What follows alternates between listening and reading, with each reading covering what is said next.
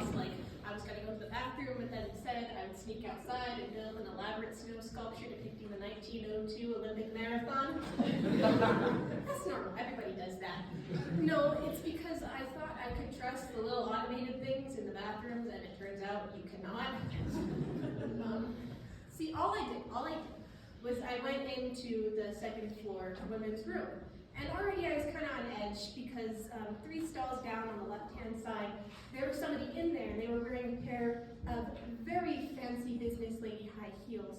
And that kind of makes me nervous because I don't really like going to the bathroom when somebody else is in there. It makes me really self-conscious, you know, start to wonder if I'm doing it wrong. I don't know, it's been a while since I was toilet trained. Maybe I forgot a step somewhere along the way. Or maybe like we all decided that we were gonna like do it different from now on, but nobody thought to tell me, and now I'm about to embarrass myself in front of super cool fancy business heels lady. No sir, not today. So I'm like about to leave. I'm about to do that thing where you like step into the bathroom and then walk it right back out. But I decide no, I am a strong woman. This lady cannot force me out of the bathroom, and I'm not going to let her psychological warfare get to me. So I march in there into the first stall and lock myself in. That is when I realize I have made a mistake.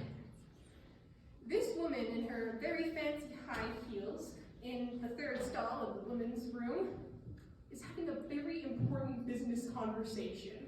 On speakerphone. In the bathroom.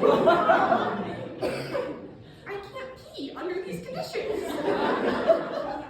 There is a man's voice on the other end of the phone. If I pee now, he's gonna know that he was brought into a place he never should have been. It is time for me to leave. It is time for me to leave. So I start to like creak open the stall door, significantly more nervous now than I was to begin with. And behind me, the motion sensor on the toilet clicks. Niagara Falls has never made a sound like this toilet. You know that part in The Princess Bride where one toilet is like, I know that sound. It is the sound of ultimate suffering. I think I can top you, Mr. Montoya. All you gotta do is come with me to the second floor women's room. The sound of ultimate suffering gurgles to a stop.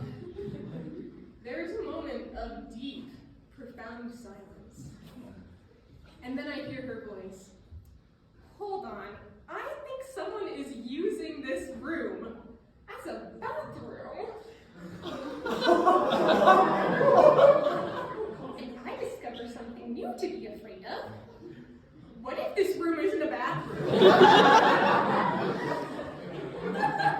What if, for the past 9 months, I have just been wandering into this woman's office, mistaking her potted plants for an elaborate toilet system, and desecrated her office?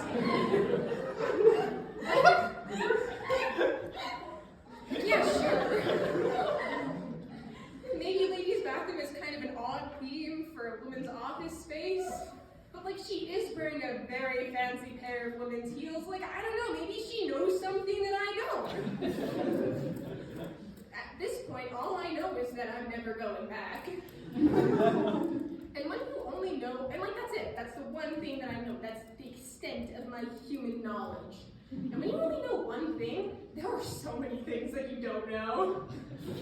I don't understand why it is that every time I go to the doctors, they always want to stab me with their needles. When I was 3-4 years old, the only thing that I needed to cure my ailments, little kiss to make it better. You know? Why don't we do that anymore? Why is it that nurses and doctors spend 8 years studying from these gigantic textbooks when all they need to do is practice that pucker up technique?